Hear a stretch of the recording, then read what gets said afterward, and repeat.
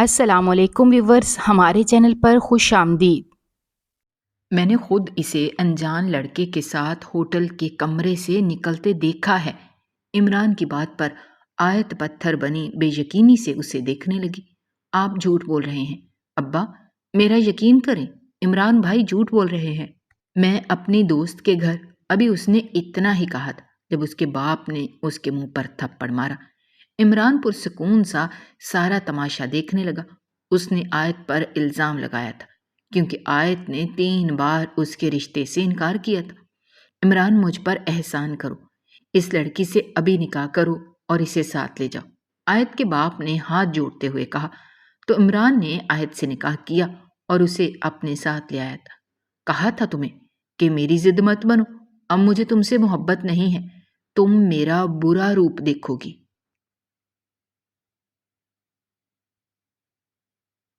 وہ کمرے میں بیٹھی سسک رہی تھی جب دروازے پر دستک کی آواز پر اس نے نظریں اٹھا کر دیکھا۔ سامنے ہی وہ ظالم انسان کھڑا تھا، چہرے پر پراسرار مسکراہٹ سجائے، بہت غور سے اس کے چہرے کو دیکھ رہا تھا۔ تمہیں پتا ہے کہ برسوں سے میں یہ خواب دیکھ رہا تھا کہ تمہیں اپنے کمرے میں دلہن کے روپ میں بیٹھا اپنا انتظار کرتا ہوا دیکھوں۔ اس کی بات سن کر بے ساختہ آیت نے خود کو ڈریسنگ ٹیبل کے شیشے میں دیکھا۔ وہ اس وقت سرخ جوڑے میں ہی ملبوس تھی، چہرے پر بہت ہی خوبصورتی سے میک اپ کیا گیا تھا، لیکن آنکھوں میں اس وقت تکلیف کے آثار موجود تھے۔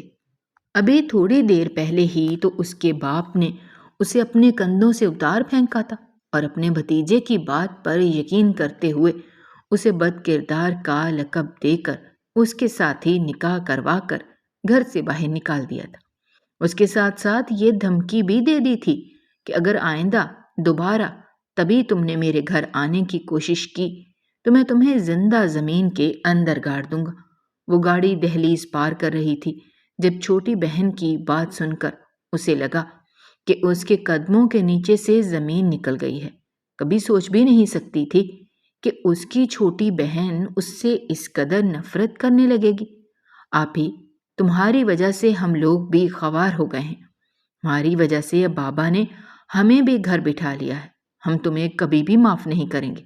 اگر تم نے عمران بھائی سے ہی شادی کرنی تھی تو اتنا ڈرامہ لگانے کی کیا ضرورت ہوتی ہے؟ پہلے کیوں نہیں رشتے کے لیے ہاں کر دی؟ کیا اپنے ساتھ ساتھ ہماری زندگی بھی کالی کرنا ضروری تھا؟ وشما، میری بات سنو، اس نے اسے پکارنا چاہا۔ میں نے اب آپ کی کوئی بات نہیں سننی، مجھے اب آپ کی کسی بھی بات پر یقین نہیں ہے۔ میں آپ کو صرف یہ بتانے کے لیے آئی ہوں کہ آپ کا میرے ساتھ کوئی بھی تعلق نہیں ہے۔ میری آیت نام کی کوئی بہن ہی نہیں تھی، میری صرف ایک ہی بہن ہے، بسمہ۔ یہ کہہ کر وہ تیزی سے کمرے کے اندر بھاگ گئی اور وہ دھندلی آنکھوں کے ساتھ خاموشی سے گھر کی دہلیز پار کر گئے، کبھی نہ واپس آنے کے لیے۔ تو میرے دل کی ملکہ، میری سب سے قیمتی شے، تمہیں کیسا محسوس ہو رہا ہے؟ مجھے یقین ہے کہ تمہیں اچھا نہیں لگ رہا ہوگا، مگر اب یہی حقیقت ہے، جتنا جلدی ہو سکے اسے قبول کر لو۔ تم میرے ساتھ ایسا کیسے کر سکتے ہو؟ وہ یکدم ہی اپنی جگہ سے اٹھ کھڑی ہوئی اور تیزی سے اس کی طرف لپکی۔ اس سے پہلے کہ وہ اس کا گریبان پکڑتی، عمران نے اس کے ہاتھ بیچ میں ہی روک لیے اور اس کی آنکھوں میں دیکھ کر نفرت بھرے انداز میں کہنے لگا، نئی نویلی دلہن کو اس طرح کی حرکتیں بالکل بھی زیب نہیں دیتی۔ کیا تمہارے گھر کے بڑوں نے تمہیں یہ بات نہیں سکھائی؟ تو پھر اس حرکت کے بارے میں کیا خیال ہے عمران صاحب، جو آپ نے میرے ساتھ کی ہے؟ آپ اس قدر گھٹیا کیسے ہو سکتے ہیں؟ زبان سنبھال کر بات کرو لڑکی، میں تمہارا شوہر ہوں۔ اگر تم نے دوبارہ اس لہجے میں مجھ سے بات کرنے کی کوشش کی تو میں تمہارا لحاظ نہیں کروں گا اور وہ سلوک کروں گا کہ تم ساری عمر روتی رہو گی، پچھتاتی رہو گی، لیکن اس رات کا درد کبھی بھی تمہارے دل سے جدا نہیں ہوگا۔ جو کچھ تم نے میرے ساتھ کیا ہے، اس سے زیادہ تکلیف دہ اور کون سی بات ہو سکتی ہے؟ تم نے مجھے میرے گھر والوں کی نظروں میں ہی گرا دیا۔ ارے تم نے تو مجھے خود سے بھی نظریں ملانے کے قابل نہیں چھوڑا۔ میں نے تمہارے ساتھ وہی کیا جو کچھ کرنا چاہیے تھا، یاد ہے تمہیں؟ تم نے مجھے کیا کہا تھا کہ تم پوری دنیا کے مردوں کو قبول کر لو گی، لیکن میرے جیسے کریکٹر لیس انسان کے ساتھ کبھی بھی شادی نہیں کرو گی؟ یہی الفاظ تھے نا تمہارے؟ وہ اس سے سخت لہجے میں پوچھ رہا تھا۔ ہاں، میں نے ایسا ہی کہا تھا، اور میں اب بھی اپنے الفاظ پر قائم ہوں۔ اگر ابھی مجھے موقع ملے تو میں تم سے طلاق، اس سے پہلے کہ وہ مزید کچھ کہتی، عمران کا ہاتھ اٹھا اور اس کے چہرے پر نشان چھوڑ گیا۔ وہ بے یقینی سے سامنے کھڑے شخص کی طرف دیکھنے لگی، جو کچھ دن پہلے تک تو اس سے محبت کا اظہار کر رہا تھا اور اسے پانے کے لیے کسی بھی حد سے گزرنے کے لیے تیار تھا۔ جب وہ یہ سب کچھ دیکھتی تھی تو دل ہی دل میں خوش بھی ہوتی تھی اور اپنی سہیلیوں میں بیٹھ کر اس کا مذاق بھی بناتی تھی۔ وہ اپنی خوبصورتی سے اچھے طریقے سے واقف تھی اور اسے یہ بھی پتا تھا کہ محلے کے سب لوگ ہی اس پر مرتے ہیں۔ اس کے لیے بڑے بڑے گھروں سے رشتے بھی آ چکے تھے، مگر اسے اعلیٰ تعلیم حاصل کرنے کا شوق تھا۔ اس کی خواہش تھی کہ جب وہ کامیاب ہو جائے گی تب ایک آفیسر بن کر اپنی مرضی سے کسی بڑے آفیسر سے نکاح کرے گی۔ وہ دونوں ایک دوسرے سے الجھ رہے تھے جب دروازے پر دستک ہوئی۔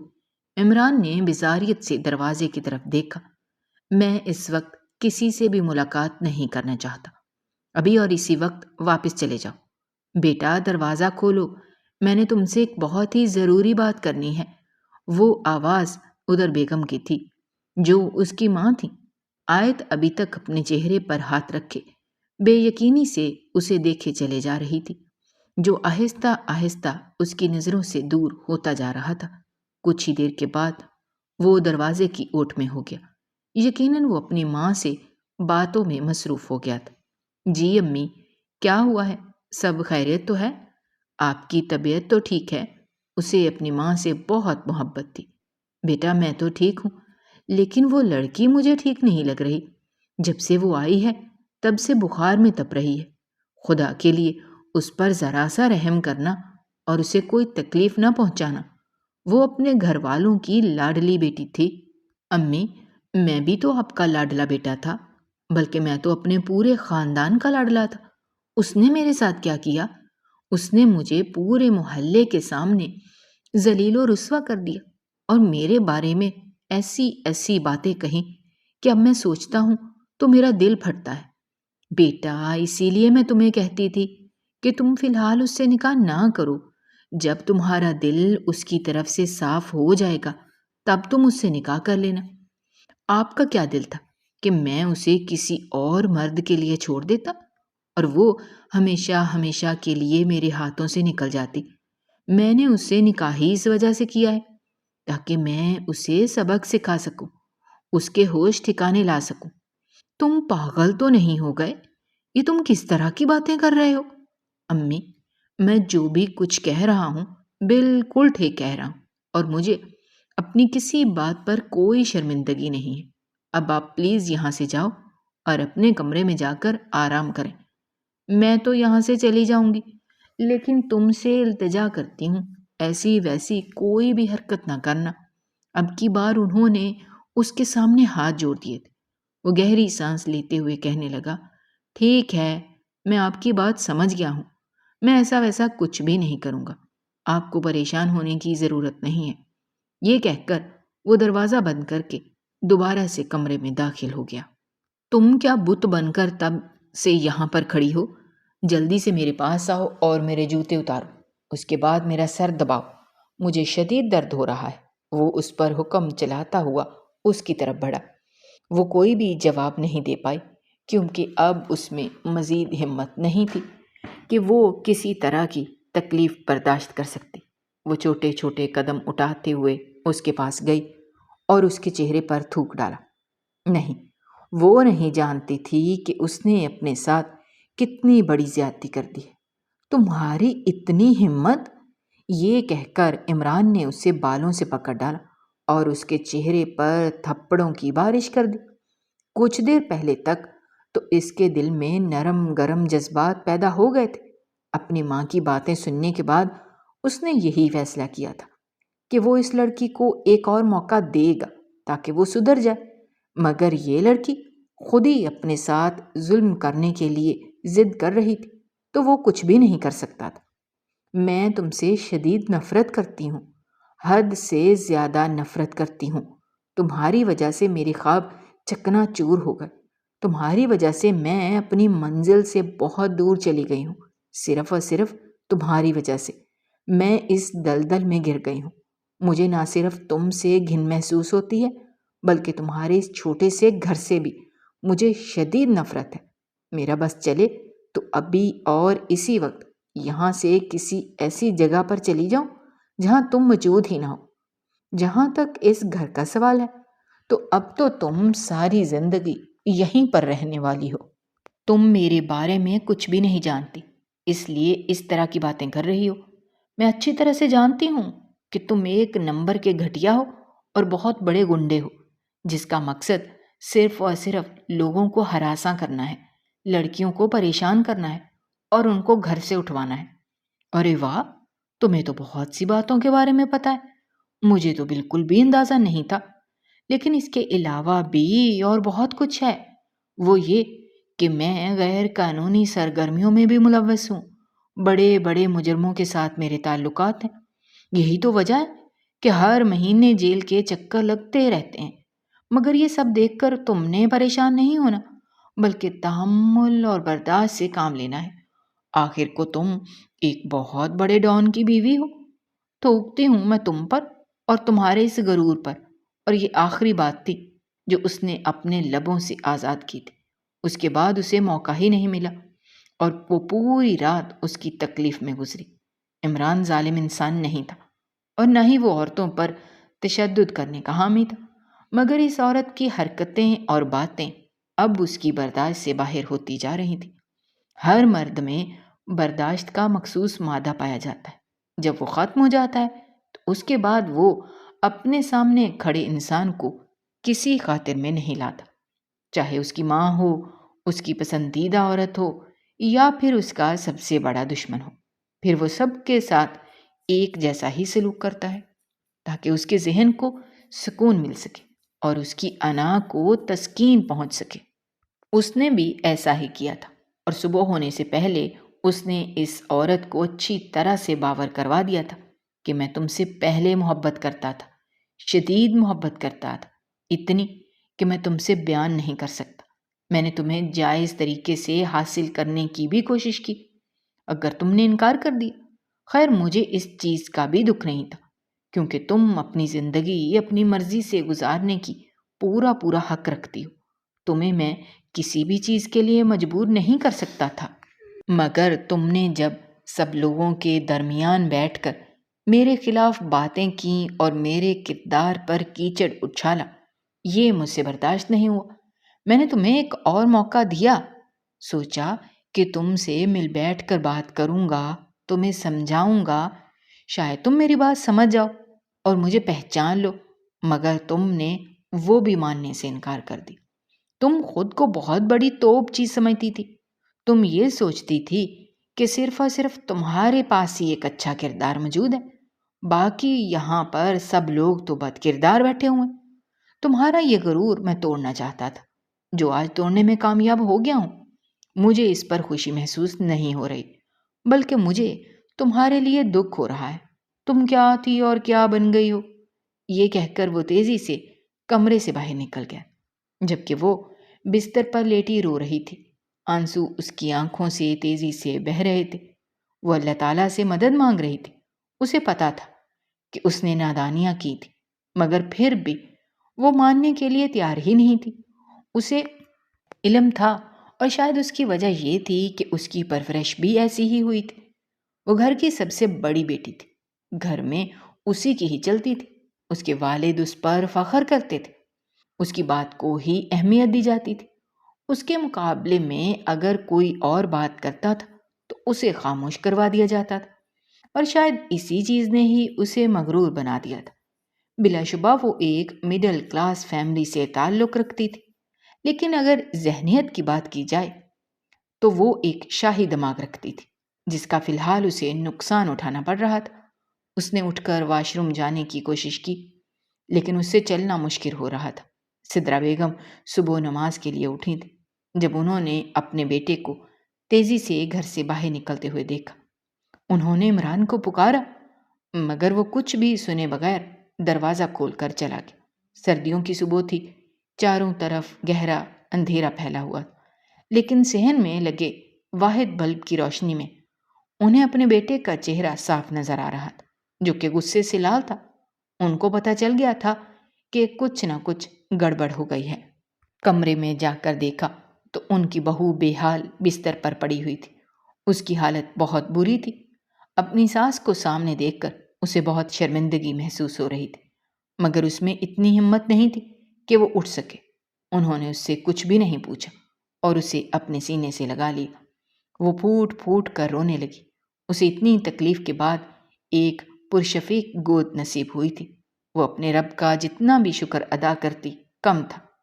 میں نے تمہیں سمجھایا تھا کہ وہ ایک بد دماغ انسان ہے، اس سے کسی بھی قسم کی بدتمیزی کرنے کی کوشش نہ کرنا۔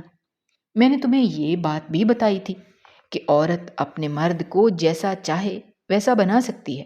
اگر وہ چاہے تو اپنے مرد کو اپنی انگلیوں پر نچا سکتی ہے، اور اگر چاہے تو اس کو خود سے نفرت کرنے پر بھی مجبور کر سکتی ہے۔ مگر تم نے میری ایک بھی بات نہیں سنی۔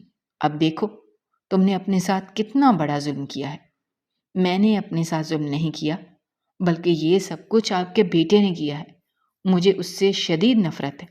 میرا بس چلے تو میں اسے جان سے مار دوں۔ وہ پھر پاگلوں کی طرح چلانے لگی تھی۔ میں جانتی ہوں تمہارا دکھ بہت بڑا ہے، تم سے تمہارے خواب چھینے گئے ہیں اور اس کی تکلیف کی حد سے زیادہ ہے، مگر اب تمہیں صبر کرنا ہے، ہمت سے کام لینا ہے۔ کیوں اپنی زندگی مشکل بنانے پر تلی ہوئی ہو؟ کیوں اپنے ساتھ زیادتی کرنے کے لیے بے چین ہو رہی ہو؟ اپنے اوپر تھوڑا سا رحم کھا لو۔ اگر تمہیں اپنے اوپر رحم نہیں آ رہا تو مجھ پر رحم کھا لو۔ تم میرے لیے بھی بالکل ویسی ہی ہو جیسے میرا بیٹا مجھے عزیز ہے۔ تم دونوں میں نے کبھی بھی کوئی فرق نہیں کیا اور نہ ہی کبھی کوئی فرق کر سکتی ہوں۔ اب کی بار وہ خاموش ہو گئی تھی۔ سدرا بیگم اس کے بالوں میں انگلیاں پھیر رہی تھی۔ تھوڑی ہی دیر کے بعد وہ گہری نیند سو گئی، جبکہ وہ اس کے معصوم سے چہرے کو دیکھنے لگی۔ یا اللہ، اس معصوم بچی پر رحم کر۔ ان کا دل بہت زیادہ دکھا ہوا تھا۔ وہ سوچ بھی نہیں سکتی تھی کہ ان کا بیٹا کس قدر ظالم ہو سکتا ہے۔ صبح جب وہ دوبارہ گھر کے اندر داخل ہوا تو وہ کافی ہلکا پھلکا محسوس کر رہا تھا۔ ہمیشہ کی طرح وہ پریشی کے پاس چلا گیا تھا، جو اس کی سب سے اچھی دوست تھی۔ میں اس پر ظلم نہیں کرنا چاہتا تھا، میں اس کے ساتھ زیادتی نہیں کرنا چاہتا تھا، مگر اس نے مجھے مجبور کر دیا۔ میں کیا کروں؟ وہ اس کے سامنے بیٹھا چھوٹے بچوں کی طرح رو رہا تھا۔ دیکھو، میں جانتی ہوں کہ تمہارا دل صاف ہے، اور میں یہ بھی جانتی ہوں کہ تم نے جو کچھ بھی کیا غصے کی وجہ سے کیا۔ بہتر یہی ہے کہ اس سے جا کر معافی مانگ لو۔ میں اس سے معافی بھی نہیں مانگ سکتا، ورنہ میری انا کو ٹھیس پہنچے گی۔ میں اسے سمجھانا چاہتا ہوں، اسے بتانا چاہتا ہوں کہ مرد کی زندگی میں عورت کا کیا مقام ہوتا ہے اور عورت کی اپنی کیا حیثیت ہوتی ہے، مگر وہ کچھ بھی سننے سمجھنے کے لیے تیار نہیں ہے۔ اگر ایسی بات ہے تو اس کو اس کے حال پر چھوڑ دو۔ اب مجھے ایسا ہی کرنا پڑے گا۔ کافی دیر تک وہ دونوں بیٹھے باتیں کرتے رہے تھے۔ صبح 8 بجے کے قریب جا کر اسے یاد آیا کہ اس نے گھر واپس جانا ہے۔ گھر کے اندر داخل ہوا تو سب سے پہلے ملاقات سدرا بیگم سے ہوئی۔ وہ اسے خونخوار نظروں سے دیکھ رہی تھی۔ کیا ہو گیا ہے امی؟ کیا آنکھوں ہی آنکھوں میں مجھے کھانے کا ارادہ ہے؟ اس نے مذاق میں پوچھا تو وہ اسے ڈانٹتے ہوئے بولی، تمہیں اندازہ بھی ہے کہ اپنی بیوی کے ساتھ تم نے کیا سلوک کیا ہے؟ کیا ہو گیا ہے امی؟ یہ آپ کس طرح کے سوال کر رہی ہیں؟ مجھے آپ سے اس چیز کی ہرگز بھی امید نہیں تھی۔ وہ ابھی بھی شرارتی انداز میں ہی بات کر رہا تھا۔ میں مذاق نہیں کر رہی، بلکہ میں سنجیدہ ہوں۔ اس لڑکی کی طبیعت بہت خراب ہو گئی تھی، تو ٹھیک ہے اسے کوئی دوائی دے دیں تاکہ وہ صحت یاب ہو جائے۔ خدا کے لیے مجھے اب اس بارے میں بتا کر میرا دماغ اور خراب نہ کریں۔ میری زندگی میں اور بھی بہت سے مسئلے ہیں جنہیں میں نے حل کرنا ہے، اس نے کوفت سے کہا۔ تو انہوں نے ایک گہری سانس لیتے ہوئے کہا، ٹھیک ہے، جب تک تم مجھے نہیں سیکھ لیتے کہ اپنی بیوی کے ساتھ کیسا سلوک کرنا ہے، تب تک میں تمہیں اپنی بیٹی کے پاس نہیں جانے دوں گی، خبردار جو تم نے اس سے کوئی بھی بات کرنے کی کوشش کی۔ کیا ہو گیا ہے امی؟ آپ یہ بات سن رہی ہیں کہ جس کو اب آپ اپنی بیٹی کہہ رہی ہیں وہ میری بیوی ہے اور میں اس پر اپنا حق رکھتا ہوں۔ اگر آپ اسے مجھ سے دور کرنے کی کوشش کریں گی تو اللہ تعالیٰ بھی آپ سے ناراض ہوں گے۔ تو تمہیں کیا لگتا ہے کہ جب تمہاری وجہ سے اس کی آنکھوں میں آنسو آتے ہیں تب فرشتے تم پر رحمت بھیجتے ہیں؟ ارے بے وقوف انسان، اس انسان پر لعنتیں برستی ہیں جو اپنی بیوی کی آنکھوں میں آنسو لاتا ہے۔ میں سب کچھ اچھے طریقے سے جانتا ہوں اور مجھے ہر چیز کے بارے میں پتہ ہے۔ آپ کو مجھے کچھ بھی سمجھانے کی ضرورت نہیں ہے۔ میں بس اسے سیدھی راہ پر لانا چاہتا ہوں اور اس کے لیے مجھے کوئی بھی طریقہ استعمال کرنا پڑا میں کروں گا۔ فی الحال آپ کو یہ بتانے کے لیے آیا ہوں کہ اسے لے کر میں حویلی جا رہا ہوں۔ کس حویلی کی بات کر رہے ہو؟ وہی حویلی جو کچھ دن پہلے میں نے خریدی تھی۔ یہ وہی ہے نا جو تم نے اپنے حرام کے کاموں سے کما کر خریدی تھی؟ اس سے فرق نہیں پڑتا کہ میں نے حرام کمایا تھا یا حلال کمایا تھا، بس اس حویلی کی قیمت میں نے ادا کر دی تھی۔ میں تمہیں وہاں نہیں جانے دوں گی۔ تم آخر اس قدر بے رحم اور ظالم کیسے ہو سکتے ہو؟ تم کیسے اپنی دنیا کے ساتھ اپنی آخرت تباہ کر سکتے ہو؟ امی، میں آپ کو سمجھا سمجھا کر تھک چکا ہوں کہ جیسا آپ سوچ رہی ہیں ویسا کچھ بھی نہیں ہے۔ فی الحال میرے پاس آپ کو بتانے کے لیے کوئی اور بات نہیں ہے۔ آپ پلیز اس کو تیار کیجیے اور میرے ساتھ بھیجیے۔ اب کی بار اس نے ہاتھ جوڑ دیے تھے۔ وہ جو کچن میں بیٹھی ناشتہ کر رہی تھی، باہر سے آنے والی آوازیں سن کر مزید خوفزدہ ہو گئی۔ رات کے وقت اس کے ساتھ جو کچھ بھی ہوا تھا، اس کے بعد وہ بہت زیادہ ڈر گئی تھی۔ اسے سمجھ نہیں آ رہا تھا کہ وہ کیا کرے۔ وہ تو یہاں سے بھاگ جانے کا سوچ رہی تھی، مگر اس کا شوہر اسے کہیں اور ہی لے جانے کا ارادہ کیے ہوئے تھا۔ یا اللہ، اس دن اس انسان کے سامنے جانے سے اچھا تھا کہ میں کسی کنویں میں چھلانگ لگا دیتی۔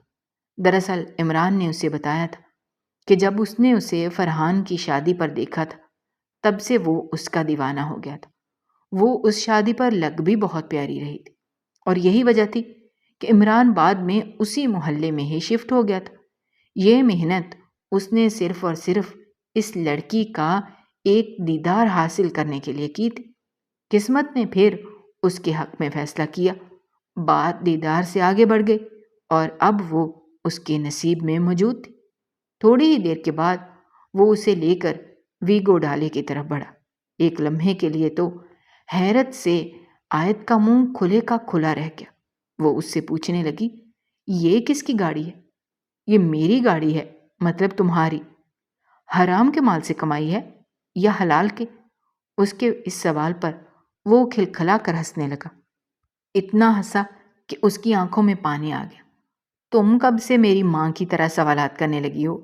انہیں بھی میں سمجھاتا رہتا ہوں کہ وہ صرف آم کھایا کریں، گٹھلیاں نہ گنا کریں، اور تمہیں بھی میں یہی مشورہ دوں گا۔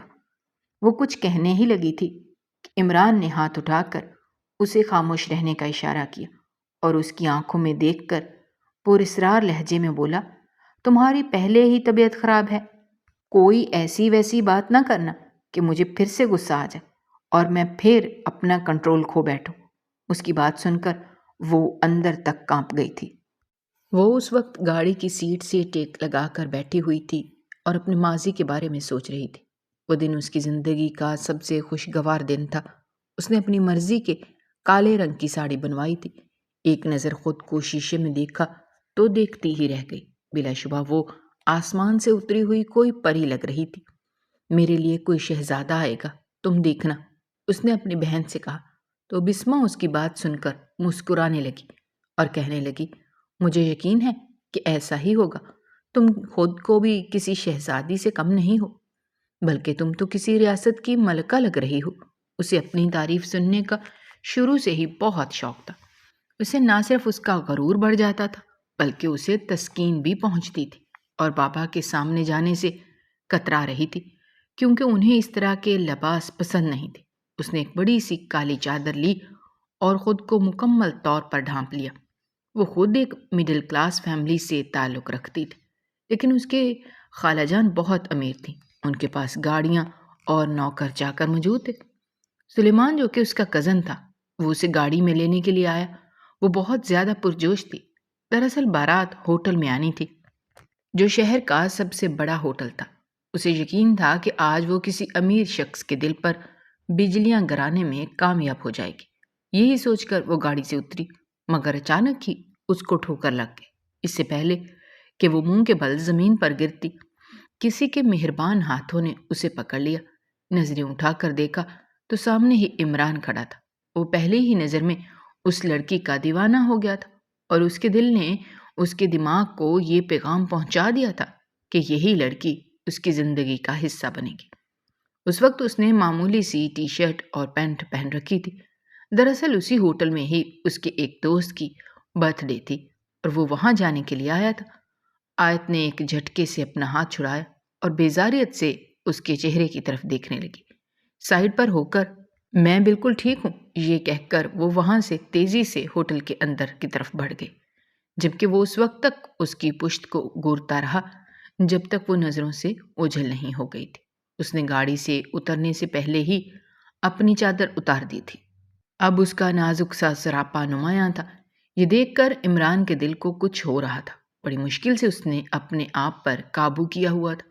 وہ اپنے دوست کی برتھ ڈے پارٹی پر جانے کے بجائے اسی حال کے اندر داخل ہو گیا جہاں اس کی نظر جنید صاحب پر پڑی، جو کہ غیر قانونی سرگرمیوں میں ملوث تھے۔ آج اس وقت ان کے قریب کھڑی تھی اور وہ اسے کسی بات پر ڈانٹ رہے تھے۔ وہ خاموشی سے سنے چلے جا رہے تھے۔ جب وہ تھوڑا سا قریب جا کر کھڑا ہوا تو اسے اندازہ ہوا کہ وہ اسے اس طرح کے لباس پر ڈانٹ رہے ہیں۔ وہ بھی دل ہی دل میں خوش ہو گیا، کیونکہ وہ نہیں چاہتا تھا کہ اس کی پسندیدہ عورت کو سب لوگ ایسے حلیے میں دیکھیں۔ دراصل وہ ایک بہت بڑا امیر زادہ تھا اور ایک بہت بڑا جاگیردار تھا، لیکن اس کے چچا نے دھوکے سے ساری جائیداد اپنے نام کر لی تھی، اور اب وہ ان دونوں ماں بیٹے کے خون کا پیاسا بنا انہیں ڈھونڈ رہا تھا۔ یہی وجہ تھی کہ وہ اپنے گاؤں سے بہت دور اس چھوٹے سے شہر میں آ گیا تھا۔ اس کے بھی بہت بڑے بڑے لوگوں کے ساتھ تعلقات تھے، اور یہ اسی وجہ سے تھا کہ وہ اپنی جائیداد واپس حاصل کرنا چاہتا تھا۔ اسی سلسلے میں ہی وہ کام کر رہا تھا، مگر اس کی زندگی میں ایک تبدیلی واقع ہو گئی اور اسے یہ لڑکی پسند آ گئی۔ اس نے آیت کے بارے میں ساری معلومات نکلوا لی تھی۔ اسے پتہ چلا تھا کہ یہ ایک سفید پوش محلے میں رہتی ہے۔ اس نے وہیں پر ایک چھوٹا سا گھر خرید لیا اور اپنی ماں کو بھی لے کر چلا گیا۔ سدرا بیگم کو تو اندازہ ہو گیا تھا کہ معاملہ کچھ اور ہی ہے، ورنہ کون ایک ہی رات میں اپنا گھر بار چھوڑ کر کسی انجان جگہ پر جا کر رہنا شروع کر دیتا ہے۔ اس سے محلے کے اکثر لوگ ہی واقف تھے، کیونکہ یہاں آنے کے فوراً بعد ہی اس نے 2-3 لڑکوں کو اچھی طرح سے دھول چٹائی تھی۔ دراصل وہ لڑکیوں کو پریشان کر رہے تھے۔ ان میں سے ایک لڑکا وہ تھا جو آیت کی دوست کا بھائی تھا۔ اس لڑکی نے اس کے سامنے جا کر عمران کی برائیاں بیان کی، اور اسی نے ہی اپنے پاس سے باتیں بنا کر اسے کہا تھا کہ وہ لڑکیوں کو اغوا کرتا ہے اور غیر قانونی سرگرمیوں میں ملوث بھی ہے۔ آیت کو پہلے بھی غریب لوگوں سے شدید نفرت تھی۔ جب اسے یہ پتہ چلا کہ وہ ایک چھوٹے سے گھر میں رہتا ہے تو وہ اسے مزید چڑھنے لگی تھی، مگر جب بھی وہ کالج سے واپس آتی تھی تو وہ راستے میں ہی کھڑا ہوتا تھا، ہمیشہ اسے سلام کرتا تھا، مگر آج تک اس نے پلٹ کر جواب نہیں دیا تھا، کیونکہ جانتی تھی کہ اگر اس نے ذرا سی بھی پیش قدمی دکھائی تو وہ سر پر چڑھ کر ناچنا شروع کر دے گا۔ تھوڑے دن مزید گزرے کہ وہ رشتہ لے کر اس کے گھر پہنچ گیا تھا۔ اس دن اس نے پورا گھر سر پر اٹھا لیا اور چلاتے ہوئے کہنے لگی، ایسا کبھی بھی ممکن نہیں ہے، میں اس 2 نمبر انسان سے شادی نہیں کروں گی۔ وہ ایک گھٹیا شخص ہے جو لڑکیوں کو اپنے مطلب کے لیے استعمال کرتا ہے۔ آپ نے سوچ بھی کیسے لیا آپ اپنی لاڈوں میں پلی بیٹی کو اس غریب انسان کے ساتھ بیاہیں گے؟ جنید صاحب اپنی بیٹی کے منہ سے اس طرح کی باتیں سن کر پہلے تو پریشان ہوئے اور پھر حیران ہو گئے۔ کیا ہو گیا ہے تمہیں؟ میں نے تمہاری تربیت ایسی تو نہیں کی تھی کہ تم لوگوں کے کردار کے بارے میں باتیں کرنا شروع کر دو۔ ابا، میں کچھ بھی غلط نہیں کہہ رہی، جو کچھ بھی کہہ رہی ہوں سچ کہہ رہی ہوں۔ مگر بیٹا، میں اسے اچھے طریقے سے جانتا ہوں، وہ بہت ہی اچھا اور نیک انسان ہے، اور جتنا غریب وہ نظر آتا ہے وہ اتنا غریب نہیں ہے۔ اس کے اپنے علاقے میں حویلیاں اور باغات بھی ہیں۔ آپ اس طرح کے لوگوں کے بارے میں کچھ نہیں جانتے۔ کیا آپ نے جا کر وہ حویلیاں اور باغات دیکھیں؟ نہیں، یہ صرف اور صرف باتیں ہیں اور آپ ان پر یقین کر رہے ہیں۔ اگر آپ کو مجھ سے واقعی محبت ہے تو میری بات مانیں۔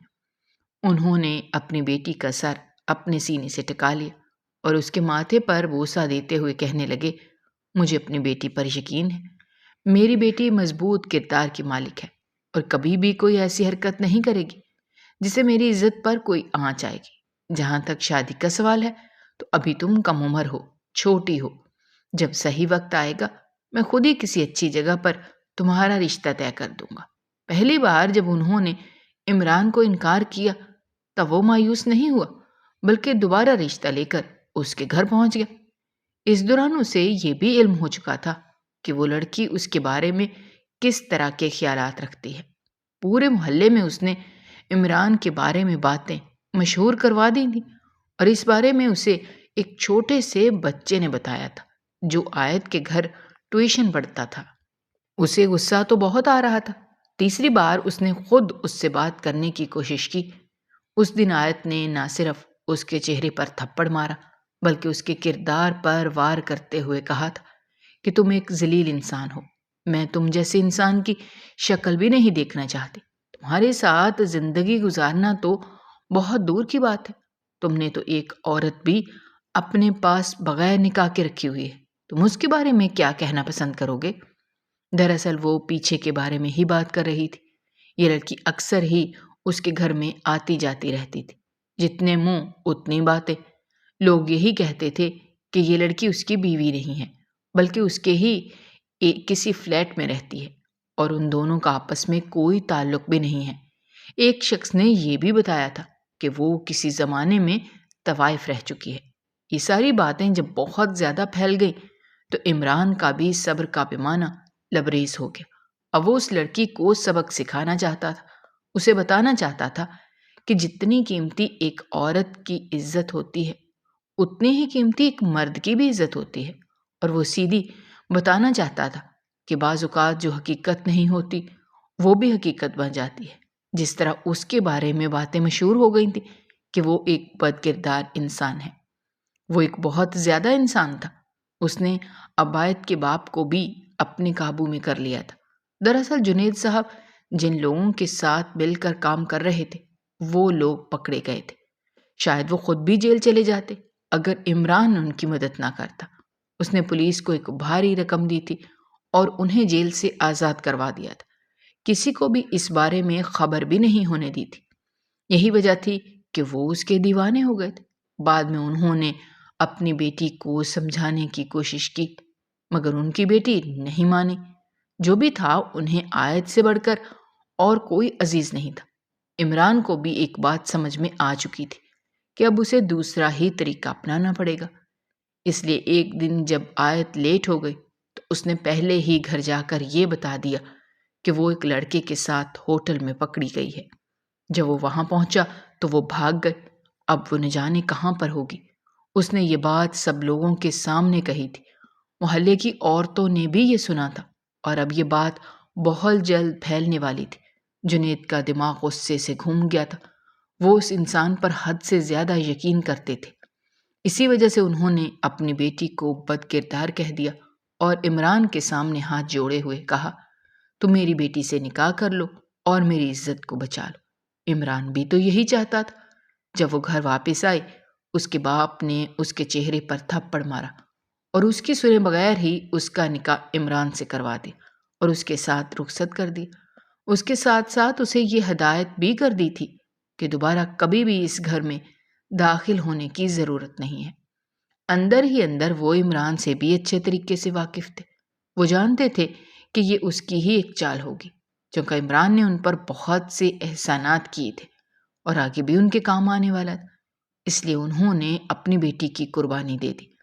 مگر انہوں نے یہ بات واضح نہیں ہونے دی۔ انہوں نے یہی ظاہر کیا تھا کہ ان کا مان اپنی بیٹی کے اوپر سے ٹوٹ چکا ہے۔ عمران اسے اپنی حویلی کی طرف لے کر جا رہا تھا۔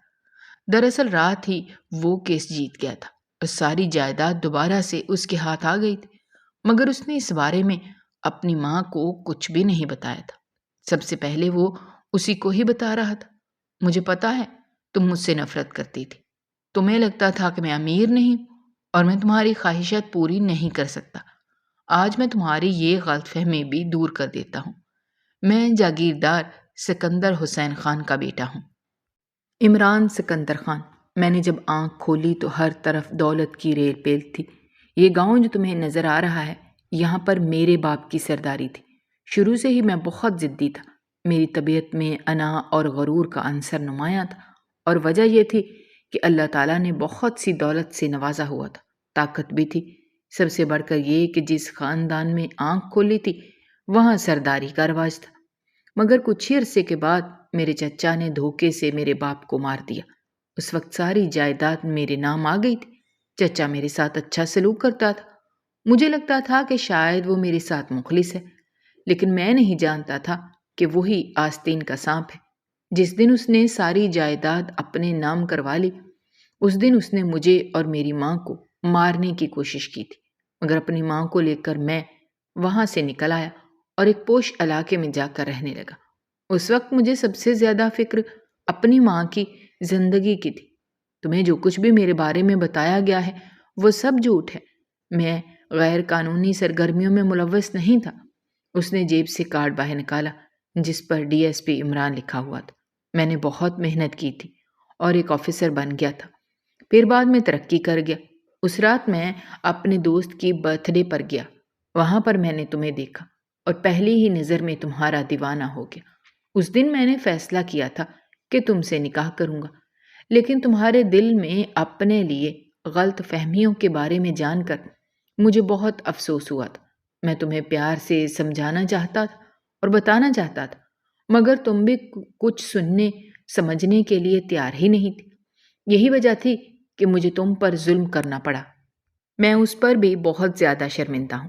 دیکھو، میں تم سے محبت کرتا ہوں، سچی محبت، اور میں تمہیں اپنی بیوی بنا کر رکھنا چاہتا ہوں۔ تمہیں وہ عزت دینا چاہتا ہوں جس کی تم حقدار ہو۔ اس کے لیے مجھے تمہارا ساتھ چاہیے۔ مجھ سے وعدہ کرو کہ کبھی بھی مجھے دھوکہ نہیں دو گی اور نہ ہی کبھی میرے کسی حکم کے خلاف جانے کی کوشش کرو گی۔ میں جس کام کے لیے منع کروں گا تم منع ہو جاؤ گی۔ مجھے بس ایک فرمانبردار بیوی چاہیے۔ وہ بہت غور سے اس کی باتیں سن رہی تھی۔ اسے ابھی تک اس سب پر یقین نہیں آ رہا تھا۔ تھوڑی ہی دیر کے بعد ایک ملازم حویلی سے باہر نکلا اور مؤدبانہ انداز میں کہنے لگا، خوش آمدید عمران صاحب۔ یہ حویلی برسوں سے آپ کی راہ تک رہی تھی اور گاؤں والے بھی آپ کو یاد کر رہے تھے۔ آپ کے چچا نے تو یہاں پر ظلم کے پہاڑ دو ڈالے تھے، کسانوں سے زمینیں چھین لی تھی۔ وہ سارے کسان آپ کے ہی منتظر تھے۔ تم فکر نہ کرو بختو، اب میں واپس آ گیا ہوں۔ اب یہاں پر کسی کے ساتھ کوئی ظلم نہیں ہوگا، ہر کسی کو انصاف ملے گا۔ جس سے جو بھی لیا گیا ہے وہ اس کو واپس لوٹا دیا جائے گا۔ میں ظالم انسان نہیں ہوں، میرے دل میں اللہ تعالیٰ کا خوف موجود ہے۔ کسی کے ساتھ ہی اس نے سب حویلی والوں سے اپنی بیوی کا تعارف کروایا تھا۔ کچھ ہی دنوں کے بعد اس نے بہت ہی دھوم دھام سے ولیمہ کروایا۔ وہ آیت جسے پہلے کوئی جانتا ہی نہیں تھا، اب وہ گاؤں میں سردارنی آیت کے نام سے مشہور ہو گئی تھی۔ جہاں تک ان کے آپس کے تعلق کی بات تھی تو وہ ابھی اسے ڈری سہمی رہتی تھی۔ وہ زیادہ تر وقت اپنی ساس کے ساتھ گزارتی تھی۔ سدرا بیگم اسے سمجھاتی رہتی تھی۔ جنید صاحب نے بھی اپنی بیٹی سے معافی مانگ لی تھی اور اسے معاف کر دیا تھا۔ سب کے تعلقات خوشگوار ہو گئے تھے۔ شام کا وقت تھا۔ وہ پچھلے صحن میں بیٹھی ہوئی تھی جب وہ چھوٹے چھوٹے قدم اٹھاتا ہوا اس کے پاس گیا اور اسے تھوڑے ہی فاصلے پر بیٹھ گیا۔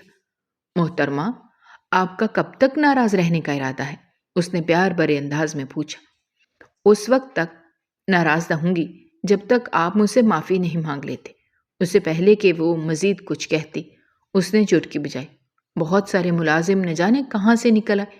سب نے ہاتھوں میں بڑے بڑے گلاب کے پھولوں کے گلدستے اٹھا رکھے تھے جس کے اوپر ایک کارڈ پڑا تھا، آئی ایم سوری آیت۔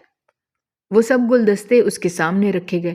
ان کے جانے کے بعد عمران نے کان پکڑ لیے اور معصومیت سے کہنے لگا، میں بہت زیادہ شرمندہ ہوں، دل سے معافی مانگتا ہوں، میرے حال پر رحم کرو، مجھے معاف کر دو۔ تمہاری اس ناراضگی کی وجہ سے ہمارے بچے بھی لیٹ ہو رہے ہیں۔ اس کی اس بات پر وہ شرما گئی اور اپنی گردن جھکا دی۔ عمران کو بھی اپنا جواب مل گیا تھا۔ وہ کھل کر مسکرایا اور اس کا سر اپنے سینے سے ٹکا دیا۔ اگر آپ کو ہماری کہانیاں پسند آ رہی ہیں تو ہمارے چینل کو سبسکرائب کیجیے، ویڈیوز پر کمنٹ کیجیے اور شیئر کیجیے۔ شکریہ۔